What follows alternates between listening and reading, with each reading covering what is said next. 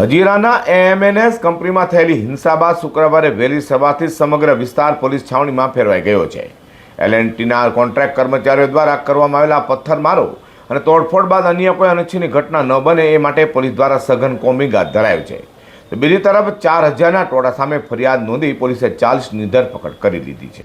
સુરતના હજીરા ખાતે એએમએનએસ કંપનીમાં એલએનટીના કોન્ટ્રાક્ટ કર્મચારીઓ દ્વારા પથ્થરમારો અને આગ ચંપી હોવાની ઘટનામાં પોલીસ દ્વારા કડક કાર્યવાહી શરૂ કરાઈ છે. પોલીસ દ્વારા તોફાનીઓને શાંત પાડવા 10 રાઉન્ડ હવામાં firing, 6 hand grenade, 36 tear gas છોડવામાં આવ્યા હતા. તો આ તોફાનમાં હજીરા પીઆઈ પરમાર સાથે 3 પોલીસ કર્મચારીને ઘટનામાં ઈજા થવા પામી હતી. હાલ પોલીસે 4000 ટોળા સામે ફરિયાદ નોંધાઈ છે અને 40 લોકોની પોલીસે અટકાયત કરી છે. તો ખોટા મેસેજ ફોરવર્ડ અને વિડીયો વાયરલ કરનારા સામે કાર્યવાહી કરાઈ રહી છે. સાયબર પોલીસની ટીમ દ્વારા સતત સોશિયલ મીડિયા પર બાદ નજર રખાઈ રહી છે. તો આ હિંસક ઘટના અંગે ડીસીપી ઝોન 7 સૈફ અલી બરવાલે જણાવ્યું હતું કે પોલીસે આ મામલે ગંભીરતા દાખવી ભારતીય ન્યાય સંહિતા અને જાહેર સંપત્તિને નુકસાન અટકાવવાના કાયદા હેઠળ ગુનો નોંધ્યો છે. અત્યાર સુધીમાં 40 લોકોની ધરપકડ કરાઈ છે અને અન્ય આરોપીઓની શોધ માટે સમગ્ર વિસ્તારમાં પોલીસ પેટ્રોલિંગ અને કોમ્બિંગ ઓપરેશન તેજ કરી દેવાયું છે. તો વધુમાં ડીસીપી ઝોન 7 સૈફ અલી બરવાલે નાગરિકોને અપીલ કરતા જણાવ્યું હતું કે હજીરાની ઘટનાને પગલે સોશિયલ મીડિયા પર અનેક અફવાઓ ફેલાવી રહી છે, જેના પર ધ્યાન ન આપવું. સુરત પોલીસનું સોશિયલ મીડિયા મોનિટરિંગ યુનિટ સક્રિય છે, જે કોઈપણ વ્યક્તિ ભડકાઉ પોસ્ટ મૂકશે અથવા અફવા ફેલાવશે તેની સામે કાયદેસરની કડક કાર્યવાહી કરાશે. આ સમગ્ર હજીરા પટ્ટી પર पुलिस पेट्रोलिंग વધારી દેવામાં આવ્યું છે.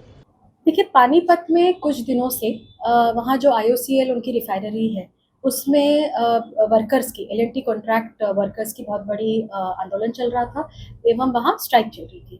उसके हिसाब से कल सुबह से यहाँ के जितने भी व्हाट्सएप ग्रुप्स हैं हमारे लेबरर्स के, उसमें वहाँ के जो पानीपत के जो व्हाट्सएप जो भी उनको मैसेजेस मिल रहे थे व्हाट्सएप के थ्रू, सोशल मीडिया के थ्रू, वो वीडियोस यहाँ वायरल हुए और इसी हिसाब से भारी तादाद में एएमएनएस में लोग इकट्ठा होना शुरू किए. जैसे ही पुलिस को इसकी खबर पड़ी तो हमारे जो पीआई हैं वो घटनास्थल में पहुंचे और उन्हें बहुत प्यार से शांतिपूर्वक लोगों को समझाने की कोशिश की, पर पत्थर मारा शुरू हुआ लोगों के तरफ से. एवं जब पुलिस को स्विफ्ट एक्शन लेना पड़ा और हमारे तरफ से 10 राउंड फायरिंग एयर में की गई, 6 हैंड ग्रेनेड का यूज़ किया गया एवं 36 गैस शेल्स हमने फायर किए. इससे हमने डिस्पर्स किया क्राउड में. हमारे जो पीआई हैं उनको भी चोट लगी, थोड़ी माइनर इंजरीज हुई हैं, 1-2 कांस्टेबल्स को भी.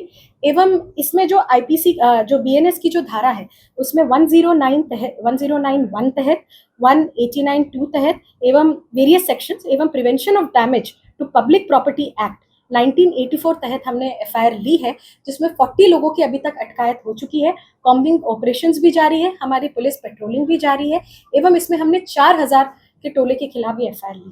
जी देखिए, वो 12 बोर की फायरिंग की गई थी एंड एवं जो सिचुएशन है उसको देखकर हमारे जो सीनियर ऑफिसर्स हैं जो थे फील्ड में उन्होंने की थी.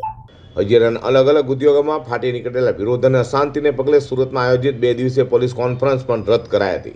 હજીરાની વર્તમાન સ્થિતિને કાબૂમાં લેવા માટે તમામ પોલીસ અધિકારીઓને ફિલ્ડ પર તૈનાત રહેવાના આદેશ અપાયા છે, જેના કારણે આયોજન પડતું મુકાયું છે.